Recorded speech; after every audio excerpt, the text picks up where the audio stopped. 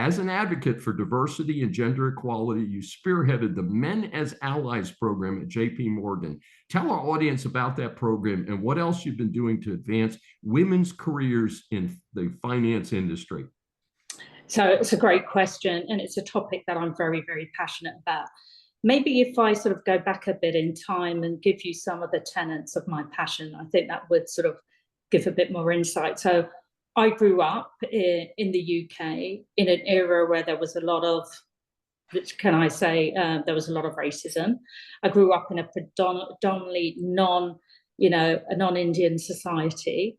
And as you progress through school and academia, things become abundantly clear that there's an element of privilege that that you're not aware of.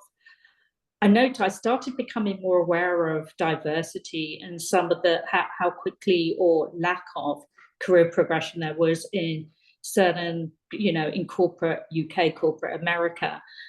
And as I progressed and got more senior through my career, I realized that gender or diversity and the advancement of women over the last 20, 30 years has been slow, very slow.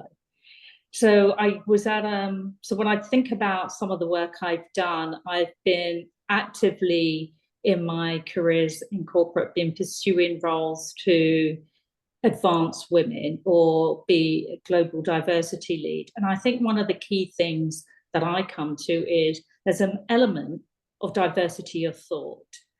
And it's that's key, that really helps organization really advance and grow. And actually it's been proven to improve the bottom line. So very specifically, while my tenure at JP, we initiated a program called Men as Allies, because it's known that most of the C-suite and the board seat members, dare I say, were white males. And they are actually the strongest advocates for advancing and helping women progress through organizations. So we initiated a program of some of the 10 most senior below our CEO at that, well, Jamie's still CEO, to really pull the level of advocacy that we needed and the championship to really support women through their careers. It didn't necessarily mean that every woman was promoted, but having a sponsor, a mentor, or a champion in one's career at whatever level is a huge benefit as you're navigating your way through a very complex organizational matrix organization.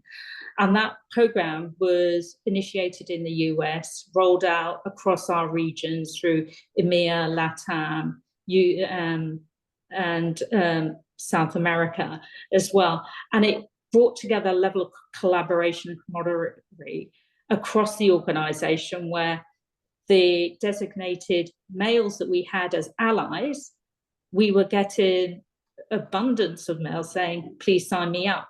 The point was, it was really, they were more our advocates to help women progress through the organization. It wasn't going to happen overnight, and it needs to happen with intent and purpose. You see today, I left JP now 5+ years ago, but you can see the advancements they've made in promoting women. Obviously, you see the C-suite leadership.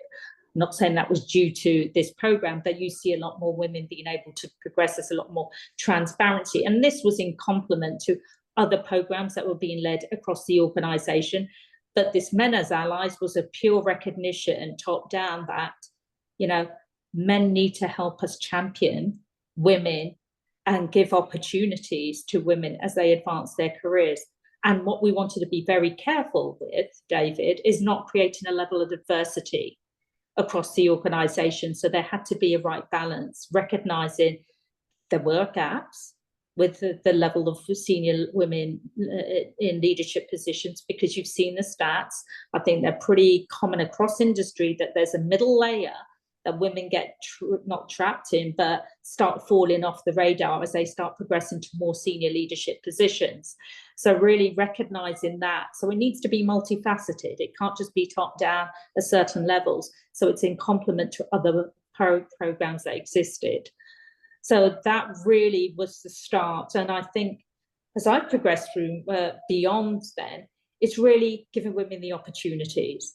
and connecting them and helping them, right, helping them through their careers, whether it's a mentor, forging a connection for them, because I think it's very important for, not saying like women just helping women, but recognizing that there is a gap when you look at the most senior positions. You look across boards. Now I see that at the corporate board programs, and how we foster that awareness and openness to change, because there is the level of, you know, sometimes resistance to change, let's be honest, right? You don't want people necessarily rocking the boat, but I think it's very important to say it's not race, it's not gender, it's not sexual orientation, it's really the thinking, the experience that you can contribute to the organization, to the institution.